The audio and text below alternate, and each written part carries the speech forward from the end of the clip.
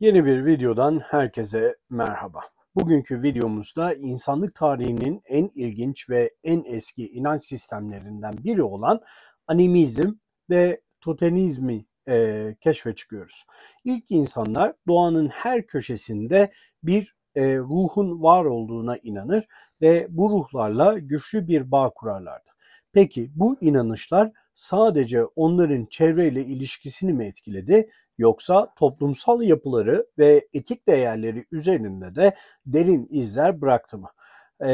Gelin isterseniz bu büyüleyici yolculukta ilk insanların dünyasına birlikte bakalım ve doğanın kutsal anlamını yeniden beraber keşfedelim. Hazırsanız başlayalım.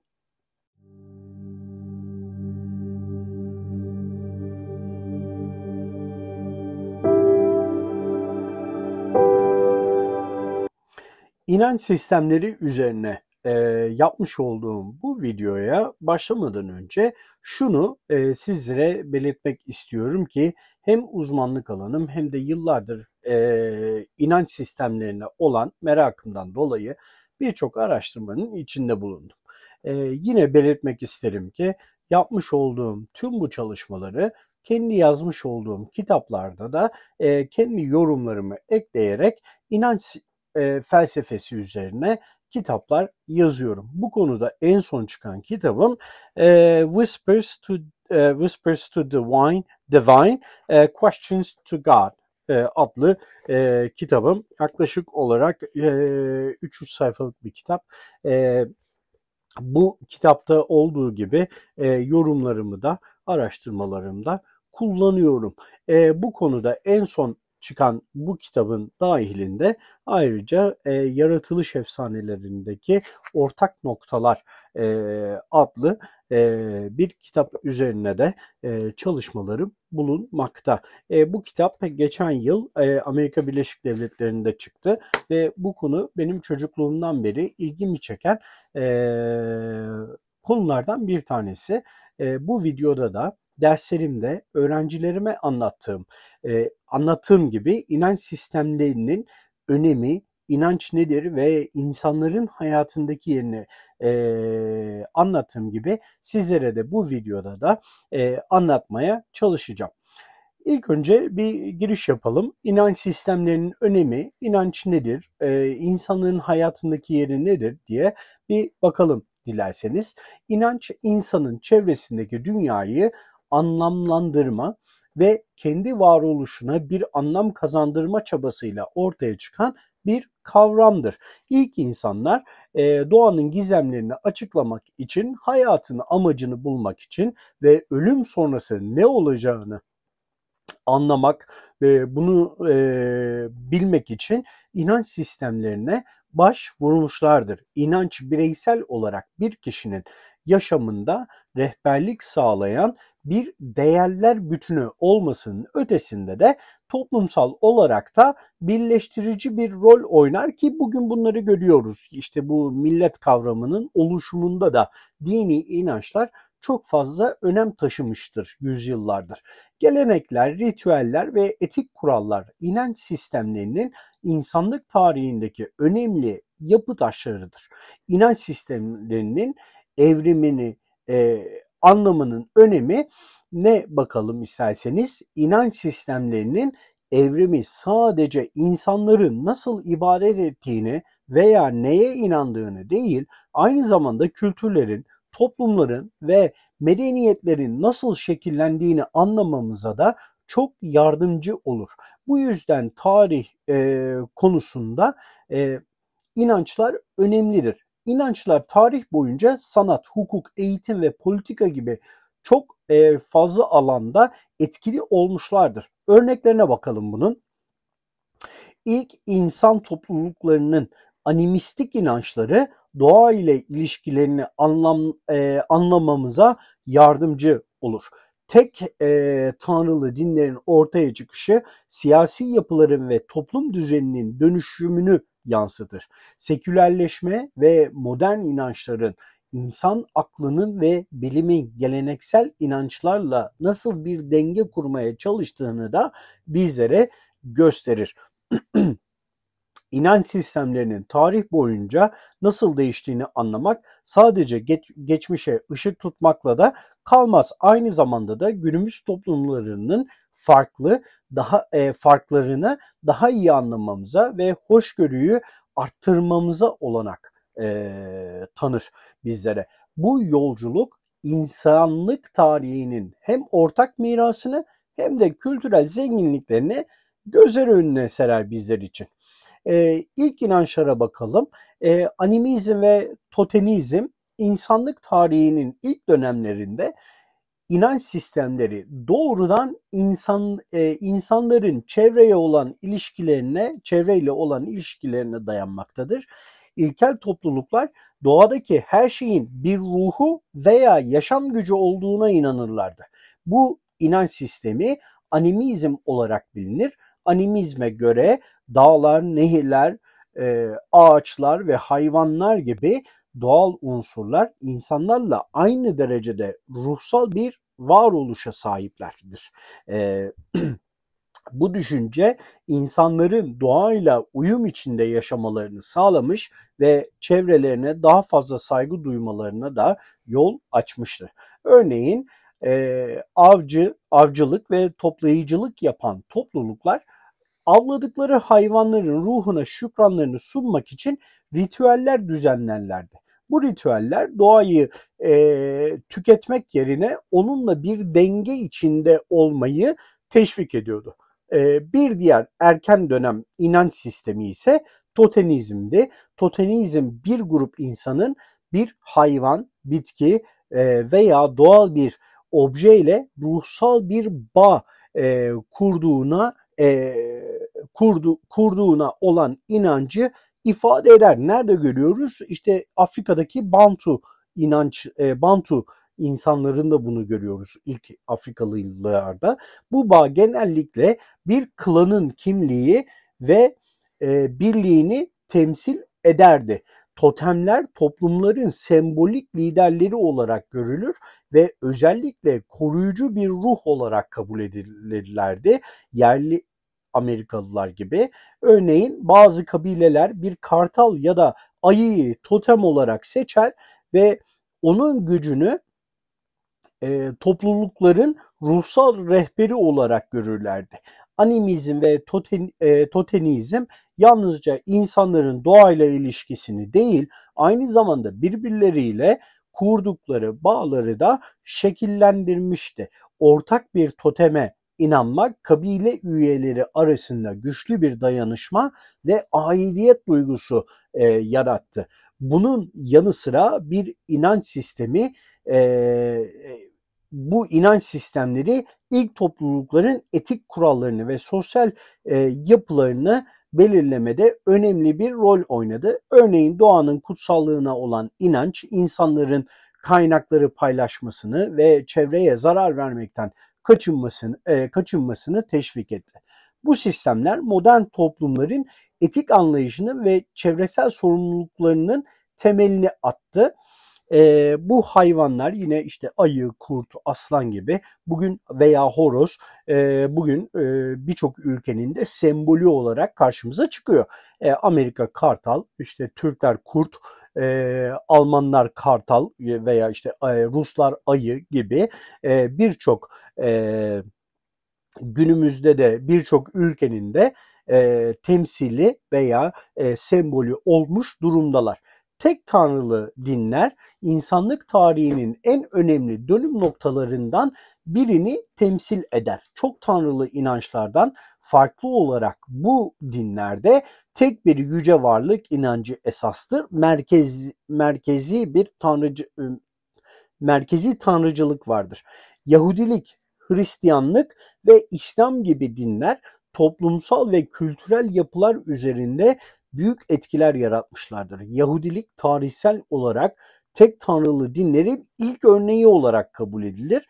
Kökeni M.Ö. 2000'lere kadar uzanan İbrahim peygamberin Tanrı ile yaptığı anlaşmaya dayanır. Buna da ahit denir. İşte bu ilk imzaladıkları yani ilk imzaladıkları anlaşma. Yahudilik Tanrı'nın evrensel bir otorite olduğu fikrini yaymış ve bu inanç sistemini kutsal kitabı olan Tora ile Tevrat ile kalıcı bir hale getirmiştir. Bu dinin temelinde Tanrı'nın insanlarla doğrudan bir ilişki kurduğu ve onlara belirli yasalar sunduğu inancını kapsar. Hristiyanlık Yahudiliğin bir devamı olarak milattan sonra 1. yüzyılda İsa Mesih'in öğretileri üzerine kurulmuştur. İsa'nın çarmıha gerilmesi ve havarileri tarafından öğretilerinin yayılmasıyla Hristiyanlık bir anda büyümüş, ayrı bir din olmuş ve Roma İmparatorluğu gibi geniş alanlarda kabul görmüştür. Çünkü Hristiyanlık bir din olarak doğmamıştır. Yahudiliğin bir kolu olarak doğmuştur. Ve Tanrı sevgisini, kurtuluşu ve Tanrı inancının merkezine alır bu inanç. Sevgi öğretisi toplumsal bağların güçlendirilmesinde etkili bir rol oynamıştır Hristiyanlıkta. İslam ise milattan sonra 7. yüzyılda Hz. Muhammed'in peygamberliği ile başlamıştır. İslam tevhid inancı ve Allah'ın birliği fikri üzerine kuruludur. Ve bu inanç Kur'an ile insanlar arasında yayılmıştır. İslam sosyal adalet ve toplumsal eşitlik kavramlarını ön plana çıkararak bireyler ve toplumlar arasındaki ilişkilerde ahlaki bir denge kurmayı amaçlamıştır. Tek tanrılı dinler toplumsal, kültürel ve politik yapılar üzerinde derin etkiler bırakmıştır. Toplumsal olarak bu dinler ahlaki sistemlerin temellerini oluşturmuş ve insan davranışlarını yönlendiren kurallar geliştirmişlerdir. Yahudilikte 10 emir, Hristiyanlıkta sevgi öğretisi ve İslam'da da İslam'ın 5 şartı insanların etik davranışlar geliştirmesine katkı sağlamıştır. Ayrıca özellikle İslam dininde tüm insanların Tanrı'nın önünde eşit olduğu fikri sosyal adalet kavramlarını da güçlendirmiştir. Kültürel etkiler açısından tek tanrılı dinler sanat, mimari ve edebiyat üzerinde çok büyük izler bırakmışlardır. Sinagoglar, kiliseler ve camiler bu dinlerin estetik anlayışını yansıtan en önemli eserlerdir. Hristiyanlıkta duvarların, camların boyanması aslında insanların eğitimine de katkıda bulunmuştur. Çünkü insanlar okur yazar değildi ve Tanrı'nın kitaplarında yazan bu hikayeleri de camlardaki vitraylardan, duvarlardaki fresklerden ve boyamalardan öğreniyorlardı. Yani özetlenmiş bir kutsal kitaptır kilise duvarları genelde. Politik alanda ise tek tanrılı dinler hukuk sistemlerinin şekillenmesinde çok büyük rol oynamıştır. Örneğin şeriat kanunları İslam'ın hukuk anlayışını oluştururken Hristiyanlık Avrupa'nın ortaçağ hukuk sistemine ilham kaynağı olmuştur.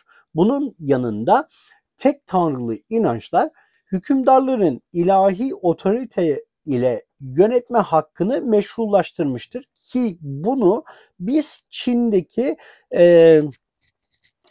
Çin'deki Confucius öğretisinde de görüyoruz. İşte cennetten gelen kanunla ülke liderinin imparator olması veya imparatorluk hakkına sahip olmasını da yine Çin'de de görüyoruz. Orta Doğu'da da görüyoruz. Orta Çağ Avrupa'sında da görüyoruz. Bireylerin hayatından devletlerin yönetimine kadar çok geniş bir alanı kapsamıştır dini inanışlar. Bu dinlerin etkisi günümüzde de devam etmekte ve insanlık tarihine de yön vermektedir ki Orta Doğu'ya bakınca oradaki anlaşmazlıklardan zaten anlayabiliyoruz. Antik Yunan'da felsefe, inanç sistemlerini sorgulama ve şekillendirme konusunda önemli bir dönüm noktası olmuştur. Geleneksel mitolojik inançların güçlü olduğu bu dönemde filozoflar evrenin işleyişini anlamak için akla ve mantığa dayalı bir yaklaşım geliştirdiler ki bu Yunanların altın çağı diyoruz. Thales, Anaximandros, Anaximenes gibi ilk doğa filozofları evrenin kurallarını doğaüstü güçlerle değil fiziksel nedenlerle açıklamaya çalışmışlardır. Bu geleneksel inançların sorgulanmasını ve daha rasyonel yani daha akılcı bir düşünce sisteminin temellerinin atılmasını sağladı. Sokrates bireysel etik ve ahlaki değerler üzerine odaklanarak insanların kendilerini sorgulamalarını ve daha derin bir anlayış geliştirmelerini teşvik etti sorduğu sorularla. Onun yaklaşımı mitolojik tanrılar yerine bireysel akıl ve erdem arayışını ön plana çıkarmıştır. Eflatun yani Platon idealar dünyasında fiziksel dünya arasındaki farkı açıklarken tanrı kavramını daha soyut ve felsefi bir düzeye taşıdı ve orada tartışmalarına yön verdi. Aristo ise doğa ve evrenin düzenini anlamak için akıl yürütmeyi kullanarak felsefeyi sistematik bir bilgi aracı haline getirdi. Bu düşünürler dinin ve inancın sadece mitlerle açıklanamayacağını ve insan aklının bu konuda daha derin bir anlayış geliştirebileceğini gösterdiler. Rasyonel düşüncenin ve bilimsel yöntemin gelişimi dinin doğasına ve işlevine yönelik yeni bir bakış açısı sundu. İslamiyet'in klasik Yunan filozoflarıyla tanışması Avrupalıların tanışmasından 400 yıl önce oldu. Orta Çağ'da özellikle İslam dünyasında İbn Sina, İbn Rüşd gibi filozoflar antik Yunan felsefesini kendi inanç sistemleriyle birleştirerek bilimsel ve felsefi yaklaşımlar geliştirdiler. Bu yaklaşım evrenin işleyişini anlamak için akıl ve deneyime ihtiyaç olduğunu ortaya koydu. Rönesans döneminde ise bu fikirler Avrupa'da modern bilimsel yöntemin temellerini oluşturdu. Bilimsel devrimle birlikte Galileo, Newton ve Darwin gibi bilim insanlarının çalışmaları din ve bilim arasındaki ilişkiyi derinden etkiledi. Galileo'nun teleskopik gözlemleri evrenin merkezine dünyayı koyan geleneksel anlayışlara meydan okumuş oluyordu. Newton evrenin matematiksel yasalarla işlediğini gösterdi ve bu doğaüstü açıklamalardan çok fiziksel nedenlerle evrenin anlaşılabileceğini savunan bir düşünce sistemi geliştirdi. Darwin'in evrim teorisi ise insanın yaratılışı ve doğadaki yeri konusundaki dini inançlara yeni bir perspektif kazandırmış oldu. Rasyonel düşüncenin yükselişi, akılcı düşüncenin yükselişi ve bilimsel yöntemin gelişimi dinin toplumdaki rolünü dönüştürdü. Geleneksel inançların yerini daha sorgulayıcı ve bireysel bir anlayış almaya başladı. Bununla birlikte din tamamen ortadan kalkmadı. Aksine bilim ve din birçok kişi için birbirleriyle uyumlu veya uyum içinde olabilecek farklı gerçeklik alanları olarak kabul edildi. Bu süreç insanlığın evrene, inanca ve bilime olan yaklaşımını daha zengin, çok daha fazla boyutlu bir hale getirdi. Doğu inançları Hinduizm, Budizm, Taoizm ve Konfüçyüsçülük gibi sistemlerde inanç ve felsefenin güçlü bir şekilde birleştiği bir yapı bizlere sunar. Daoizm'de ne yaparsanız yapın evrenin akışını bozamazsınız der. Ona direnmek yerine onunla birlikte ilerleyin diye telkinde bulunur insanlara. Doğu kültürlerinin Tabii bu birleşim Doğu kültürlerinin toplumsal ve bireysel hayatında derin izler bırakmıştır. Hinduizm dünyanın en eski dinlerinden biri olarak karma, dharma ve reenkarnasyon kavramlarını merkezine alan bir inanç sistemidir. Karma, kişinin eylemlerinin sonuçlarının kaçınılmaz olduğunu ve bu sonuçların gelecekteki yaşamı şekillendireceğini bizlere ifade eder. Yine İslam tasavvufunda bunu görüyoruz. İslam tasavvufunda da cennet cehennem kavramı tartışmalıdır. Ne ekersen onu biçersin durumu söz konusudur. Reenkarnasyon ruhun sürekli bir döngü içinde tekrar bedenlenmesine ve döngüden kurtulmanın moksha, yaşamın nihai amacı olduğunu savunur bize.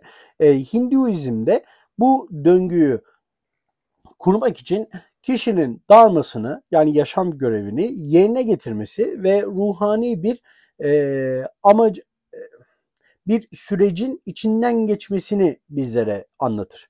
Hindu felsefesi bireyin sadece dünyevi değil aynı zamanda da evrenin bütünlüğüyle uyum içinde olmasını vurgular. Budizm, Hinduizm'den etkilenerek ortaya çıkmış Vedik dinlerden bir tanesidir. Ancak farklı bir felsefi ve manevi bir yol geliştirmiştir kendi içinde. Siddhartha Gautama'nın öğretilerine dayanan Budizm, acının kaynağını, doğasını ve sonlanmasını anlamaya odaklanır. 4 yüce hakikat ve 8 aşamalı yol bu inancın temelini oluşturur. Karma ve reenkarnasyon kavramları bunlar burada da bu inançta da çok önemlidir. Ancak Budizm bireyin nirvanaya yani acının sonu ve ruhsal özgürlük aşamasına ulaşması için zihinsel disiplin ve ahlaki davranışları ön plana çıkartmaktadır. Budizm bireyin içsel huzurunu ve evrensel bir dengeyi sağlamasını hedefler. Taoizm ise Çin felsefe ve din geleneğinin bir parçasıdır. Lao Tzu denilen filozofun öğretilerine dayanır. Taoizm doğa ile uyum içinde yaşamanın önemini vurgular ve evrenin işleyişine müdahale etmeden onun bir parçası olmayı öğütler. Tao yol demektir. Tao kavramı yani yol kavramı her şeyin temel ilkesi olarak kabul edilir. Bir insanın bu ilkeyi anlaması ve onunla uyum içinde yaşaması gerektiği savunulmaktadır. Taoizm'de karma ya da reenkarnasyondan çok doğa yasalarına uyum ve insanın iç huzuru önemlidir. Konfüçyüsçülük ise daha çok ahlaki bir felsefe olarak görülse de birey ve toplum arasındaki uyumu sağlamak adına ruhani bir derinlik içerir. Biz Konfüçyüs öğretisinde hiyerarşinin önemini görüyoruz. İnsanların birbirine karşı saygı ve sevgi göstermesi, hiyerarşiyi anlaması ve hiyerarşiyi takip ederek toplumdaki huzurun yakalanması üzerine kurulmuştur Konfüçyüs inanışı. Konfüçyüsçülük karma veya reenkarnasyon gibi kavramlara odaklanmaktan ziyade insan ilişkilerinde etik davranışları ve toplumsal uyumu ön planda tutar. Bu inanç sistemlerinde karma, reenkarnasyon ve doğa yasaları önemli bir yere sahiptir. Karma, kişinin eylemlerinin sonuçlarını belirleyen bir yasa olarak hem Hinduizm'de hem Budizm'de yaşamın döngüsünü yani samsara denir buna, döngüsünü anlamının temelini oluşturur. Reenkarnasyon bireyin ruhunun sürekli bir döngü içinde gelişmesi ve olgunlaşmasını sağlar. Doğa yasaları ise özellikle Taoizm'de evrenin işleyişine dair bir rehberlik bizlere sunar ve insanın bu yasalara uyum içinde yaşaması gerektiğini savunur. Doğu inançları insanın yaşam amacını ve evrendeki yerini anlamamıza veya anlamasına yardımcı olan zengin bir manevi ve felsefi altyapı sunar insanlara. Bu inançlar sadece bireysel gelişimi değil, aynı zamanda toplumsal, evrensel dengeyi sağlamayı da hedeflemektedir. Bu yönleriyle Doğu inanç sistemleri insanlık tarihine eşsiz ve çok değerli bir derinlik ve perspektif kazandırmıştır.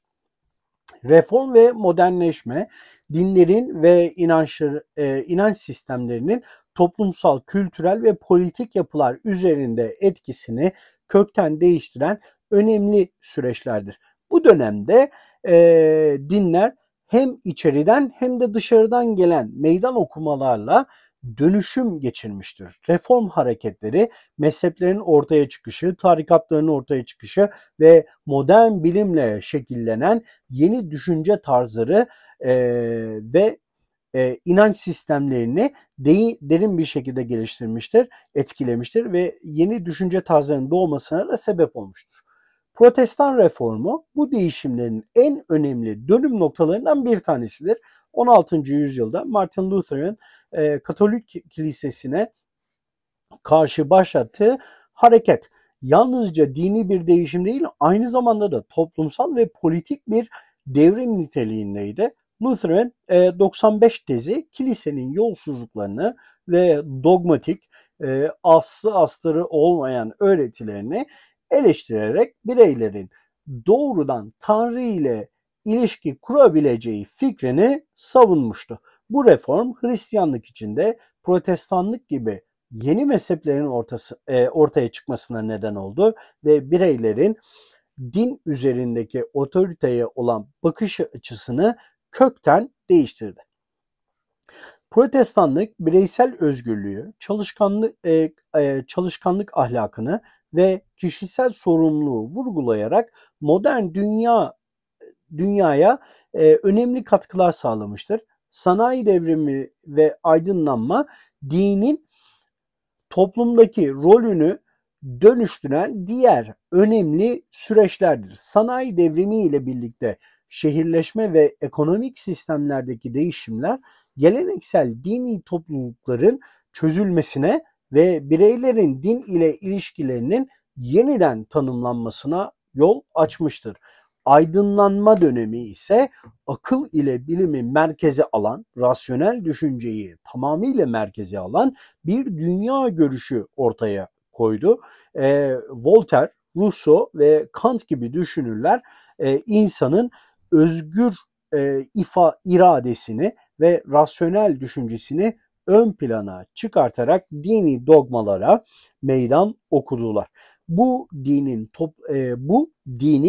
toplumdaki mutlak otoritesini sorgulayan, sarsan ve laiklik gibi kavramların yayılmasına yol açan bir süreci oluşturdu.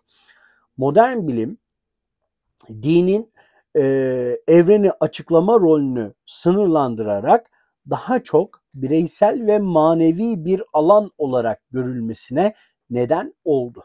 Galileo ve Newton'un fizik yasaları evrenin matematiksel olarak doğrulanabilir olduğunu ispatladı ve bu doğaüstü açıklamalardan ziyade bilimsel yöntemlere olan güveni de arttırdı toplum içinde. Darwin'in evrim teorisi insanın kökenlerine dair dini açıklamaları yeniden değerlendirme ihtiyacını doğurdu. Ancak bir süreç dinin tamamen reddedilmesi anlamına gelmedi. Aksine birçok insan için bilim ve din birbiriyle uyumlu olabilecek farklı gerçeklik alanları olarak kabul edilmeye başlandı. Reform ve modernleşme süreçleri dinin toplumdaki rolünü ve bireylerin inanç sistemleriyle ilişkilerini derinden değiştirmiş oldu. Geleneksel otorite yapılarının sorgulanması ve akılcı düşüncenin yükselişi dinin daha bireysel ve manevi olarak yeniden tanımlanmasına yol açtı. Bu süreç modern toplumlarda dinin çeşitliliğini ve dinamiklerini anlamak için önemli bir temel oluşturdu. Sekülerleşme süreci modern toplumlarda dinin toplumsal ve politik yaşam üzerinde etkisinin azalması olarak tanımlanabilir. Bu süreç özellikle aydınlanma, sanayi devrimi ve bilimsel ilerlemelerle hız kazanmıştır. Geleneksel dini otoritelerin zayıflamasıyla birlikte bireylerin inanç özgürlüğü artmış ve din kamusal alandan daha çok özel alana çekilmiştir. Yani bireyselleşme olmuştur ki gerçek laiklik budur. Dinin bireyselleşmesi, ümmet kavramından çıkmak anlamına gelir bu. Aynı zamanda insanın dini inançlarını daha bireysel bir çevrede yaşamalarını da teşvik etmiştir. Artık ümmetleşmekten veya ümmet düşüncesinden çıkıp dinin bireyselleşmesi olarak görebiliyoruz. Sekülerleşme modern toplumda eğitimin yaygınlaşması, bilimsel bilginin artışı ve ekonomik yapının değişmesiyle de desteklenmiştir. Eğitim bireylerin farklı dünya görüşlerini öğrenmelerini sağlarken bilim ve teknoloji evrenin işleyişine dair doğaüstü açıklamaların yerine daha akılcı, rasyonel ve gözlemlenebilir, test edilebilir, gözlemlenebilir açıklamaları getirmiştir. Örneğin evrim teorisi ve evrenin genişlemesi gibi bilimsel keşifler dinin kozmos ve yaşam üzerindeki geleneksel açıklamalarını yeniden değerlendirme ihtiyacı doğurmuştur. Bunun sonucunda toplumlar giderek daha seküler bir yapıya dönüşmüş, dini ritüeller ve kuramlar günlük yaşamda daha az belirleyici olmuştur. Sekülerleşme sürecinin bir sonucu olarak New Age hareketleri ve modern alternatif inanç sistemleri popülerlik kazanmıştır. New Age hareketleri geleneksel yani yeni nesil hareketleri geleneksel dinlerin otoritesine karşı çıkan bireysel ruhsal deneyimi ve doğayla uyumu ön plana çıkaran bir yaklaşım olarak karşımıza çıkar. Bu hareketler Doğu felsefesi, mistisizm, enerji terapileri, meditasyon ve astroloji gibi öğelerden çok etkilenmiştir. Örneğin yoga ve mindfulness uygulamaları hem fiziksel hem de ruhsal sağlığı destekleyen modern alternatif yaklaşımlar olarak yaygınlaşmıştır. Spiritüel akımlar ve alternatif inanç sistemleri bireylerin manevi ihtiyaçlarına yanıt verme arayışını yansıtmaktadır bizlere. Geleneksel dinlerin katı kurallarına ve dogmalarına bir alternatif sunan bu akımlar daha esnek ve kişiselleştirilebilir bir inanç çerçevesi sunar bizlere. Özellikle New Age felsefesi evrensel bilinç, pozitif enerji ve kendini gerçekleştirmeye dayalı kavramlar sunarak yayılmaya başlanmıştır. Modern dünyada sekülerleşme ve alternatif inançların yükselişi dini ve ruhani yaşamın çeşitlenmesine neden olmuştur. Bu süreç bireylerin farklı dünya görüşlerini benimsemesini kolaylaştırmıştır. Ama aynı zamanda da toplumsal ve kültürel bağlamda inancın yeniden tanımlanmasını da beraberinde getirmiştir. Dinin modern toplumlardaki yerinin azalması onun etkisinin tamamen kaybolduğu anlamına gelmez. Aksine din alternatif yollarla bireylerin yaşamında varlığını sürdürmeye devam etmektedir. Bu çeşitlilik modern toplumların inanç dinamiklerini daha da karmaşık ve daha da zengin hale getirmiştir. Carl Jung'un kolektif bilinç dışı kavramı insanlığın ortak bir ruhsal mirası olduğuna ve bu mirası mitoloji, rüyalar ve semboller aracılığıyla kendini ifade ettiğine dayanmaktadır. Jung'a göre kolektif bilinç dışı bireysel bilinç dışının ötesinde tüm insanlara ait olan arketiplerden oluşur. Arketipler evrensel semboller ve kalıplardır. Bunlar kahraman, anne, gölge gibi figürlerle mitolojilerde ve inanç sistemlerinde kendini göstermiştir. Bu kavram inanç sistemlerinin evrimin yalnızca tarihsel ve kültürel değil, aynı zamanda psikolojik bir boyuta da sahip olduğunu bizlere göstermektedir. Mitolojiler Jung'a göre kolektif bilinç dışının en güçlü dışa vurumlarından bir tanesidir. Antik çağlardan günümüze kadar mitolojiler insanın evreni anlamlandırma ve yaşamın temel sorunlarına yanıt bulma çabalarını yansıtmaktadır. Örneğin Yunan mitolojisindeki Prometheus insanın bilgiye olan arayışını ve bu arayışın getirdiği zorlukları simgeler. Hindu mitolojisinde Shiva yaratılış ve yıkım döngüsünü temsil eder. Bu tür mitolojik figürler modern inanç sistemlerinde ve popüler kültürde yeniden yorumlanarak bireylerin kendilerini ve dünyayı anlamalarına yardımcı olmaya devam eder. Modern inanç sistemleri mitolojik sembolleri ve anlatıları dönüştürerek günümüz insanının ihtiyaçlarına uyarlanmıştır. Örneğin popüler kültürde süper kahraman filmleri modern mitolojilerin bir yansıması olarak karşımıza çıkar. Süper kahramanlar Jung'un arketiplerini taşır. Onlar kahramanlık, fedakarlık ve insanüstü mücadele ile evrensel temaları işler. Bu da mitolojilerin insan psikolojisinin derinliklerinden gelen bir ihtiyaç doğrultusunda sürekli olarak yeniden doğduğunu gösterir. İnsan psikolojisi inanç sistemlerinin evriminde temel bir rol oynar. İnsan belirsizlikle başa çıkmak, anlam bulmak ve toplum içinde bir aidiyet duygusu geliştirmek için inanç sistemlerine ihtiyaç duyar. Bu psikolojik ihtiyaçlar tarih boyunca farklı inanç sistemlerinin ve ritüellerin ortaya çıkmasına da sebep olmuştur. Örneğin animist inançlar doğayı anlamlandırma ihtiyacından doğmuştur.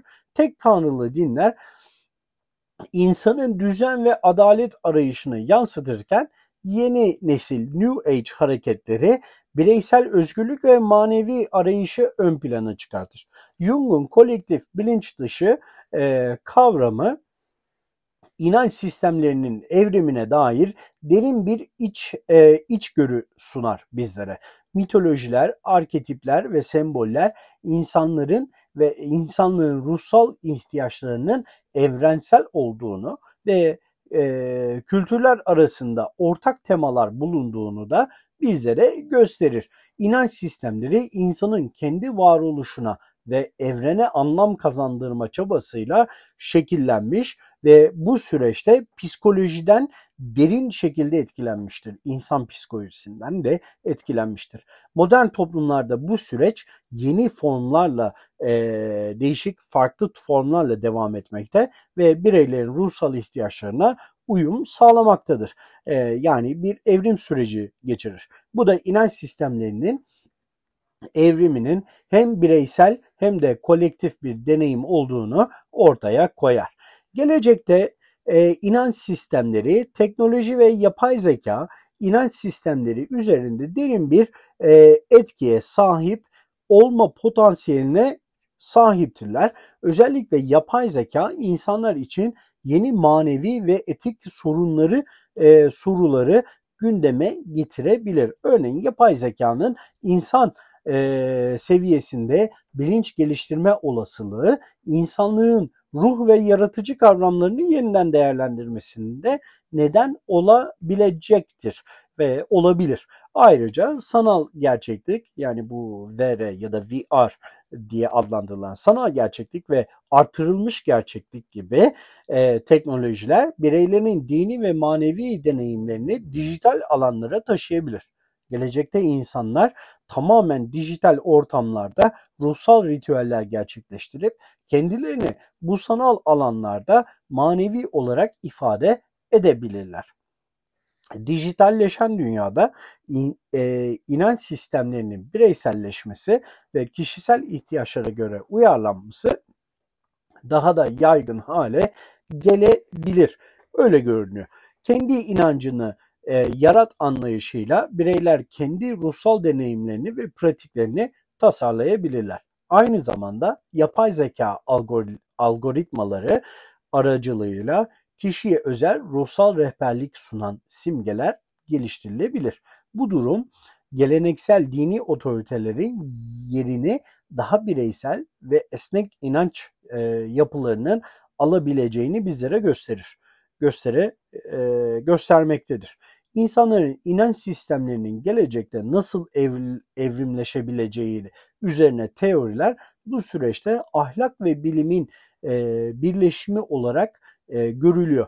Evrensel insan hakları, çevresel sürdürülebilirlik ve yapay zeka etiği gibi konular geleceğin inanç sistemlerinin temel taşlarını oluşturabilir.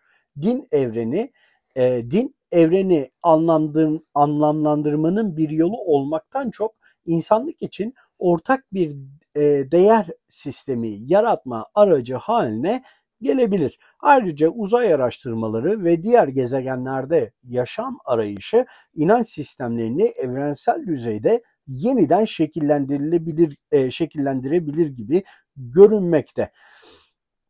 İnanç sistemleri insanlık tarihindeki birleştirici ve dönüştürücü gücün en önemli kaynaklarından bir tanesidir.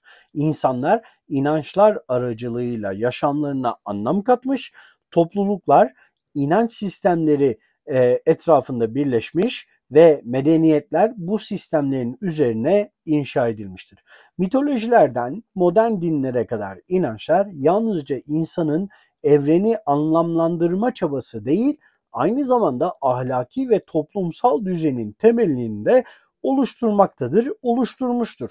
Modern dünyada farklı inanç sistemlerine saygı göstermek, barış içinde bir arada yaşamayı sağlamanın anahtarı olarak görülür.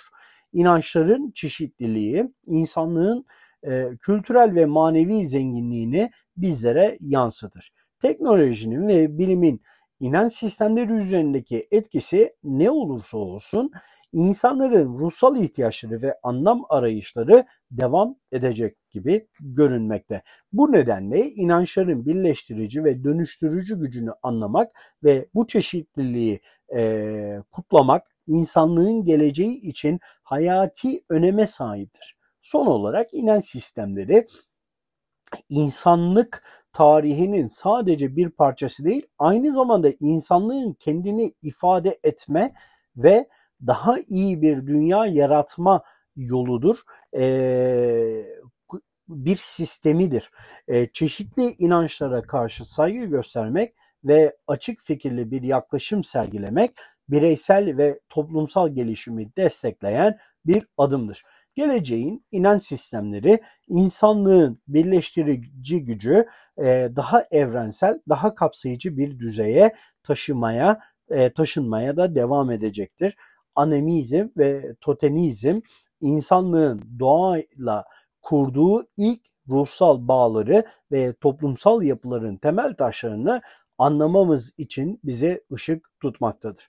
Bu kadim inançlar sadece tarihsel bir merak konusu değil, aynı zamanda modern dünyada çevreyle daha uyumlu bir yaşam için ilham kaynağı olabilir bizlere.